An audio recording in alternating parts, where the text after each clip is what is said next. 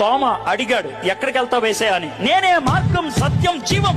ఆ ప్రశ్నకు జవాబిచ్చాడు. భారతదేశానికి వచ్చి ఆ ప్రశ్న అడుగుతున్న భారతీయులకి జవాబిచ్చాడు. అశ్వతోమ సద్గమయ, అయోమయంలో ఉన్నాను, సత్యం ఎక్కడ? యేసయ్య నేనే సత్యం అన్నాడు. తమసోమ జ్యోతిర్గమయ, అంధకారంలో ఉన్నాను, వెలుగెక్కడ? యేసయ్య నేనే వెలుగు అన్నాడు. మృత్యోర్మ అమృతాంగమయ, సావు భయములో ఉన్నాను, అమృతం ఎవరిస్తారు? యేసయ్య అన్నాడు నేనే పునరుద్ధానాన్ని, నిత్య జీవాన్ని. యేసయ్య ఇచ్చిన సమాధానాన్ని పట్టుకొని భారతదేశానికి వచ్చాడు. యేసయ్య ఇచ్చిన అనుభవాన్ని పట్టుకొని భారతదేశానికి వచ్చాడు.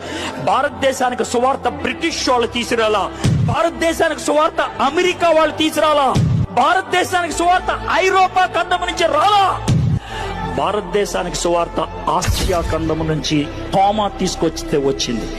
భారతదేశానికి సువార్త వచ్చింది క్రీస్తు శకం 53 అక్టోబర్ నెలలో. దిస్ ఇస్ ప్యూర్లీ ఈస్టర్న్, ఈశాన్యంలో పుట్టింది. ఇది పాశ్చాత్యంలో పుట్టింది కాదు. అమెరికా అప్పుడు లేదా, అమెరికా లేదు, అమెరికా లేదు. అమెరికాని కనుక్కుంది 14వ-15వ శతాబ్దంలో. భారతదేశానికి సువార్త వచ్చింది 1వ శతాబ్దంలో.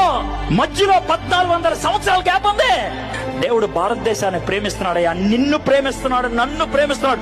అందుకే తన శిష్యుని పంపించాడు భారతదేశానికి.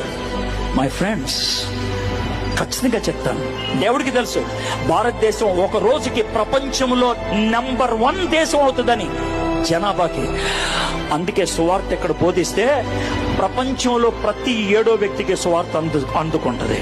నేను సువార్త అందించేది డబ్బుల కోసం కాదు, సువార్త అందించేది పేరు కోసం కాదు, సువార్త అందించేది నీ మతం మార్చడానికి కాదు, సువార్త అందించేది నీ బతుకు మారడానికి.